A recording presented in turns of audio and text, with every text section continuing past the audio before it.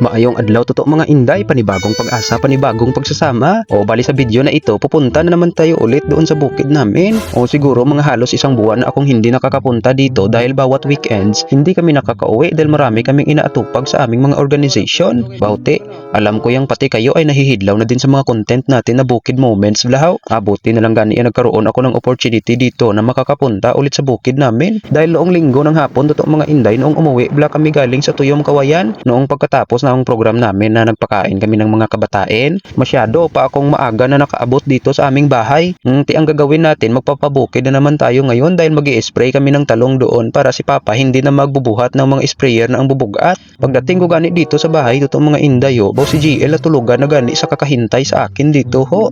Dahil medyo excited na akong pumunta sa bukid, ginising ko si JL at nagbihis na kaming dalawa. O tingnan niyo ba si JL to mga inday ho dahil naglalagay pa ng ulay. Takot kasi siyang masunog ang kanyang mukha. Bawsa na all nag-i-skincare ba? Samantalang ako naman ito mga inday, nagsuot ako ng jacket. Abaw, sobrang namiss ko aring iro namin to mga inday na si Brody ang pangalan. Kinugos-kugos ko muna siya dahil nauumulin ako at nahihidlaw sa kanya. O karon kay nagbiyahe na kami to mga inday pa bukid. O ito pala yung view na nasa daan ng papunta sa aming bukid to mga inday ng gaganda gidya. O aring iro, aring toto sam ninyo totoo mga inday, minsan gwapo pero kadalasan pangit. Kaya nasasabi ko na ang sinungaling naman ng mukha ko. Kaya amo na siguro na minsan mahal niya rin ako tapos minsan hindi, no? Nagduduwa-duwa siya kung ano ba talaga ako.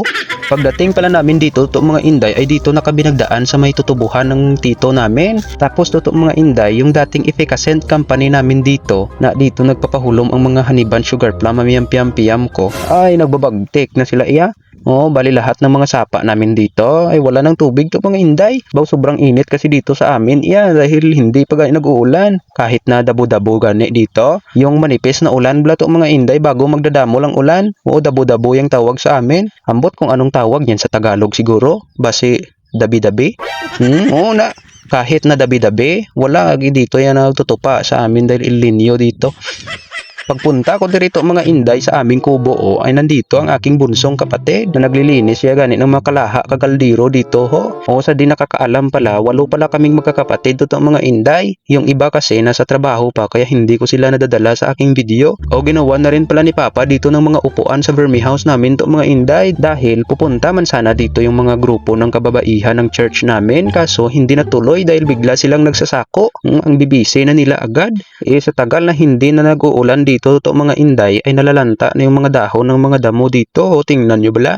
O dito sa aming bukirin nyo to mga inday. Ay, tuwing tag-ulan talagang masagana sa gulay dito. Dati gani marami kaming mga ampalaya, mga sitaw, pichay, na marami dito to mga inday. Kaya kung gusto mong magluto, makakapitas sa gidayon niya pati mga ano-ano dyan.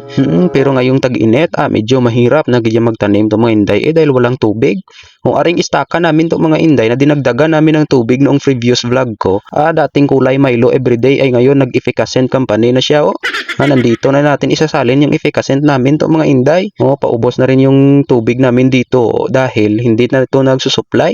Kaya naglilibog na ganing ulo namin to mga inday sa darating na susunod na buwan. Wala na kaming gagamiting tubig para napandilig sa aming mga tanim. Karon to mga inday kay magpupuntahin na tayo doon sa mga talungan. Baw ang mga pakuan pala namin dito to mga inday kay naglalaki na sila ho. Malapit na ganing mag-harvest. Baw buti na lang kahit na walang enough na water supply dito iya sa amin. Napalaki niya pa ang bunga niya. At ito na pala yung talungan namin to mga inday. Yung dating preska at tataba na sinasabi ninyo ay ngayon iya naglalayong-layong ang mga dahon niya dahil sa sobrang taas ng lagnat ng mundo natin ngayon. Walang tubig diya. Ang resulta nito totoo mga inday, yung bunga niya na kahit na ang lilinghod pa at ang babata na pumuputi na dayon na parang gugulang nalalantawin dahil iyan sa init. Baw andito pala yung napakasipag ko na mama to mga inday na nagdidilig dito araw-araw ho. Ay aring mama ko ito mga inday. Siya yung modelo namin sa pagiging matapang sa pagsubok ng buhay. Kaya ako pag mag-asawa ako balang araw, gusto ko aring babae na tulad ni mama. Na kahit sa anong hirap ng buhay ay nanatiling matatag at marunong maghanap ng paraan kung wala ng bigas. Shout out pala sa iyo mama, alam kong mapapanood mo ito. Baw, gusto ko lang sasabihin sa iyo na mahal ka ganyan namin, kaya mag-iingat ka palagi. Mama. Basta tag-init na dito itong mga inday, aring mga talong namin, lumiliit na yung mga dahon niya. Tapos kinakapitan na ito ng mga ito ho. Iwan ko kung anong tawag dito. Basta yung mga kulay brown na iyan ho na nasa keyboard ko nagpipilit sa daliri ko. Tapos marami na ring mga white flies dito itong mga inday. Kita nyo yung puti na yan na maliliit na yan ho. Na sobrang dami yan dito. Yung mga white flies na yan totoo mga inday, siya yung dumadapo sa mga dahon at punta ng talong. Tapos sinisip-sip niya mga duga-duga doon. Kaya yung talong natin nag-aari kutoy na yung muka, nagkukulot dahil yan sa kanilang mga white flies na yan. Kung siguro itong mga inday, kung umuulan pa dito sa amin, baw mas marami patani ang bubungahin itong talong namin mo. Kaso kaya wala na tayong magagawa itong mga inday sapagkat di naman natin mapipigilan yung season ng tag-init dito sa ating madlang earth. Tingnan nyo bala itong talong namin totoo mga inday kay kaluluoy gidya tingnan. Ang lupa nila dito na nagkikisil at naglilitik na rin. Nagluluyot na gani itong mga inday pati aring sa ilalim namin dito ho na hindi pa namumunga. Nag-aantos na rin sa uhaw. Aring kalabasa namin totoo mga inday kunti lang naman ang aming itinanim dahil pupuntang tag-init na at ang mahal ng binhi. Tingnan nyo bala ditong white flies kung uuyugin kung talangkay ng talong to mga inday ho dahil naglilipad sila. Nakita mo na. Base i-blurred yung video ko dyan sa iyo at sige search mo na lang sa Google kung anong itsura ng mga white flies. Aring dalawang kambing namin dito to mga inday kinanganak na basta first time ng kambing mga anak. Gatanga-tanga pa yan ang ina. Kaya nandoon siya sa loob, ang anak niya nandito sa labas. Pinasulod ko naman sa net yung anak niya tinawag pala kayo ng kambing dito to mga inday ho. Sa inyo pa yan nakatingin. Baw, aagwantahin na lang muna natin kung saan tayo magpapadulong nito totoo mga inday. Ngayon magsisimula na muna kami ni JL sa pag-i-spray para mamamatay na aring mga white flies dire.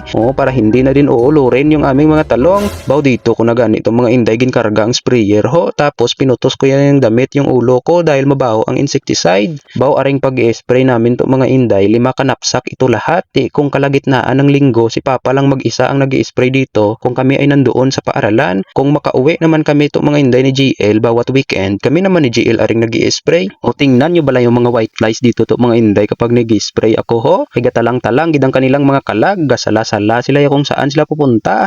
Base blur dyan ang video ko, hindi mo makikita yung mga white flies na nagtatalang-talang. Imaginein mo na lang muna na kuno abi nagtatalang-talang yung mga white flies. Inabutan na pala kami ng gabi dito to mga inday at niyakap ko na aring si Cheetah ho na nag-aayod-ayod kay GL Ligad. Hey vlog! Sabi? At si mama dito to mga inday ay diniligan niya na muna ng putas na pataba yung mga pakwan para mas magtatamis. Tapos aring mga kambing namin to mga inday ho kay wala nang makain. Mahigot naman na isa kandeng. Maya-maya pa dito to mga inday nagkuha na kami aring pakwan dadalhin namin ito sa bahay. Sabi ko kay mama hihingi din ako ng isa na dadalhin ko sa boarding house. Tapos yung isa ay ibibigay ko doon sa instructor ko na nagbigay sa akin yung long sleeve na sinuot ko ligad. Dito na namin dinala to mga inday ang pakwan dahil uuwi na kami to mga inday. Sana ay nabubulong din ang kahidlaw nyo sa aming bukid. Hanggang dito na lang bye-bye, ingat!